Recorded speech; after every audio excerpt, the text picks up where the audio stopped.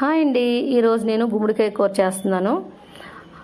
ముందుగా మనం ప్యాన్ పెట్టుకోవాలండి. ఆయిల్ వేసుకున్నాక ఆయిల్ మరిగిన తర్వాత ఉల్లిపాయలు పచ్చిమిరపకాయలు కూడా వేయాలి. కరివేపాకు వెల్లుల్లిపాయలు కూడా ఒకసారి వేసి వేపియాలి. ఇవి కొంచెం వేగిన తర్వాత గుమ్మడికాయ ముక్కలు మనం కోసుకున్నవి మనం వేసుకోవాలండి.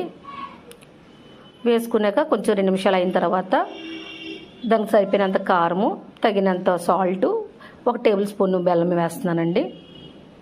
అవి బాగా అటు ఇటు బాగా వేగిన తర్వాత 1 టేబుల్ స్పూన్ వాటర్ వేసాను. ఓన్లీ టేబుల్ స్పూనే, చాలా కొంచెం అనమాట. నీళ్ళు వేయకపోయినా పర్వాలేదు. అలాగా ఆవిరి మీద మగ్గించుకున్నాక ఈ కూర బాగా మనం ఉడికించుకొని దించుకోవాలండి. చాలా టేస్టీగా ఉంటుంది. మధ్యకాలంలోకి అయితే ఈ యొక్క గుమ్మడికాయ కూర చాలా బాగుంటుందండి. చాలా టేస్టీగా ఉంటుంది. ఇది చాలా బలం కూడానండి. అంతేనండి. బాయ్ బాయ్ అండి.